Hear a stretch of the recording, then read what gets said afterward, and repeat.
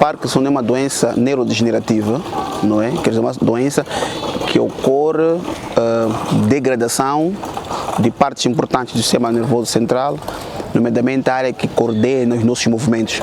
Há uma certa substância chamada dopamina, não é? Em que há um certo distúrbio na sua produção. Okay? Combinou assim com todos os sintomas e sinais que aparecem. Um dos sintomas que mais chama a atenção o Parkinson são movimentos, tremores. O doente com Parkinson tem por tendência a tremer. Um tremor que aparece é repouso, a maior parte das vezes. O doente está repousado, mas conseguimos observar que ele movimenta a mão, os dedos, não é? Movimento muito lento, não é? Muito lento das mãos, não é? Os dedos é típico fazer um movimento como se fosse de alguém que conta moedas. Além de tremer, normalmente ele vai tendo esse movimento de controle de moedas. E depois, esse sintoma de movimento intensifica com as emoções. Quando nós pedimos para o doente falar, algo emocional, faz muito mais movimento. Mas fora essas situações, ele quando faz uma atividade diferente, ele não movimenta-se. Em casos muito mais graves, o doente tem movimentos muito mais grosseiros, por exemplo, não consegue escrever, quando vai levar um objeto à boca, por exemplo, a água, ele vai todo molhar-se. Não é? Associado a isso, tem alterações do fórum psiquiátrico, não é? Normalmente caracteriza-se por um quadro de depressão, e o indivíduo que tem menos vontade de fazer as coisas, não quer comer, quer estar sempre a dormir, isolamento social, não é? E nas noites tem falta de sono, então o doente desenvolve muita insônia. Parte isso, o doente tem uma alteração postural, é um indivíduo normalmente que anda com passos muito curtos, não é? Tem dificuldade em mudar de posição quando vier andar, não é? A postura dele é muito instável, tem sempre o corpo virado para frente, ok? Quando ele anda virado para frente, passos muito curtos, quando tu diz para ele mudar de posição, ele faz passos muito lentamente, não é? Às vezes tende muito a cair, não é? Depois, a face da pessoa normalmente tem uma cara.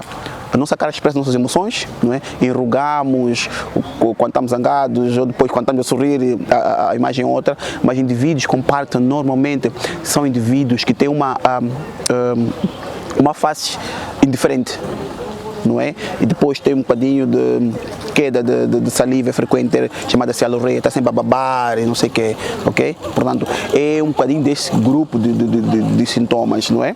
Claro que quando nós observamos, para isso, observamos que o doente tem uma rigidez, não é? A rigidez é notória no exame físico que a gente faz. Varia de paciente para paciente, não é? O sintoma que é mais chamativo é o tremor, é o movimento rápido das mãos, né? Muito lento e tal, das extremidades. Mão, face, alguns vêm com outros movimentos que suspeitam-se, porque por vezes nos aparece um doente que leu em algum sítio sobre o Parkinson e que ele esteve no dia anterior a consumir álcool, está com a ressaca, ele está com tremor, ele vem ao hospital. Não é? Um doente que consome álcool, que está em abstinência alcoólica, ele tem tremor, ele vem para o hospital.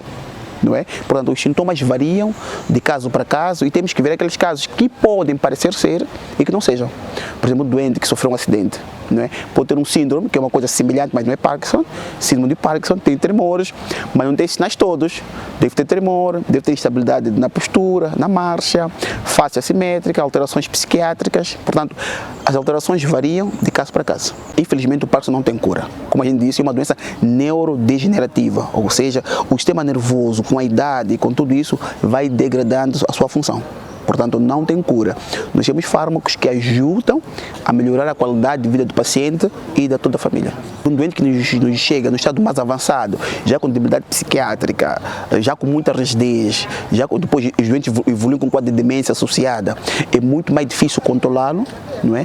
Que repartam falar de doentes idosos, já com comorbilidades, é hipertenso, ou tem diabetes, ou tem qualquer outra patologia, não é associada. É muito mais complicado controlar os sintomas nesses pacientes do que aqueles que vêm mais temprano, ou muito mais cedo. De princípio, não há prevenção do Parkinson. De princípio, não há prevenção de Parkinson. Como a gente disse, a maior parte deles são idiopáticos, não é?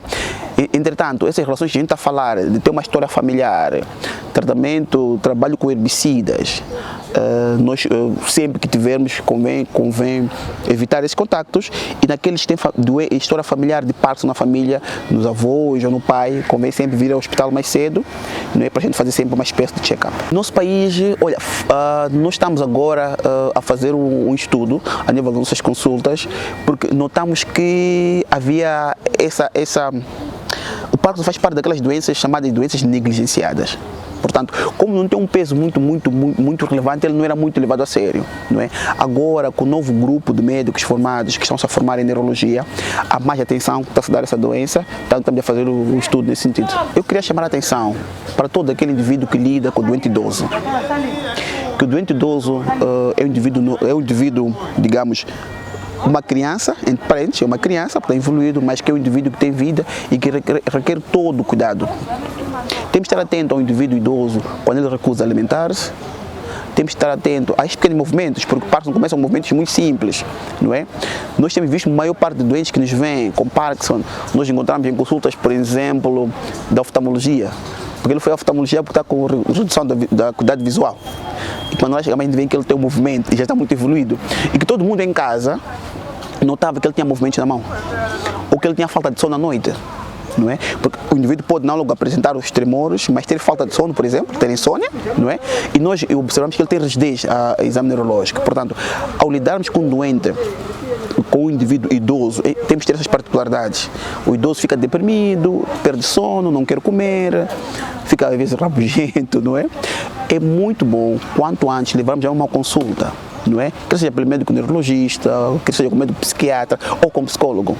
Porque na consulta clínica nós podemos encontrar outros achados que na vida comum não conseguimos observar. Por um lado. Segundo, o indivíduo idoso não é para ser um indivíduo estático. Pequenas tarefas, fazer crochê em casa, vou preparar saladinha, qualquer coisinha pontual, brincar com os netos, é uma atividade ocupacional que ajuda na sua função neurológica, na rigidez que aparece também com a idade, que é muito importante fazer nesses indivíduos.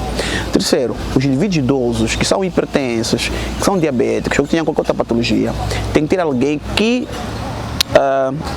responsabilize-se pelo controle da medicação dele, porque falhas nessas patologias podem agravar o aparecimento de muitas das doenças.